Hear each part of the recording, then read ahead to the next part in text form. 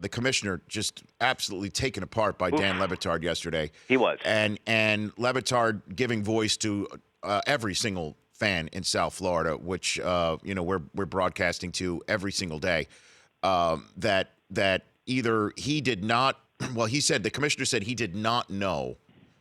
It was not part of his office to know either what the payroll plan was going to be for the Marlins, which he said he received just in the last 48 hours. And, Dan called him a liar on the show over that.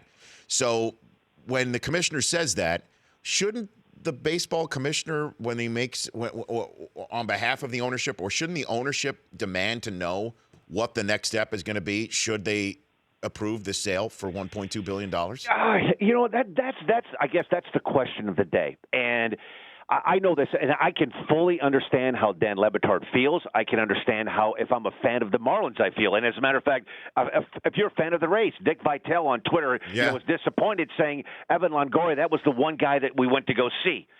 I'm like you and probably a lot of other people. I looked at that Marlins team, and I went, man, look at this outfield.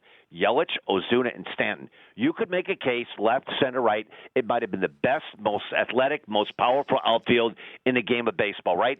D. Gordon. You looked at that team and thought, man, if they go out and get a pitcher or two, look out. These guys, they could be really onto something, right? You're thinking Wei and Chen has to be a little bit better. Dan Straley pitched decent baseball. And you're thinking, okay, the word is, I think I fell into like what you did, and a lot of people felt that like, okay, they're paying $1.2 billion. I'm certain they're going to buy this, and now they're going to try to get this team over the hump. And they're a couple of pitches away. I don't think anybody saw what was coming, and I guess the part that is being at the winter meetings in Orlando.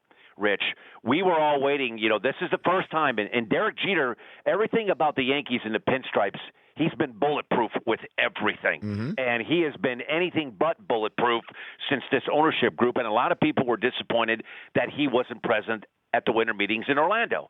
And I could totally understand if I were a fan of the Marlins, I would feel like right now like I had my heart ripped out, because the expectations, everything about Derek Jeter was about winning, was about getting to the World Series, and I don't think anybody saw that they were going to buy this team and then they were going to strip the team down. I get what they have to do, but I guess I feel like you and the fans of South Florida, I didn't see that coming, because I just attached anything that came with Derek Jeter was going to be about trying to be the best you could be, not the best you could be like, let's tear it down and then get to be the best, if that makes sense. Well, I mean, he put $25 million of his own dollars in. It's 4% of the team. It's not, again, and all he learned from, Steinbrenner, being with Steinbrenner, is just spend money to make money. You keep spending money to make money. And now he turns around and is the front man for an absolute total burn down of, and then I also hear people saying that contract of Stanton, that it's the worst contract in baseball, that you're going to give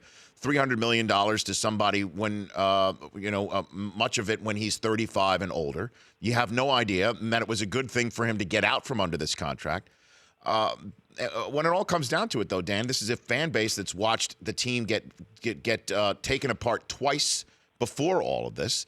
And then they're the ones who are spending the money to build the stadium for a guy who cashes out and hands the team off to somebody who's got a reputation for taking businesses apart, like Bruce Sherman did in the newspaper business.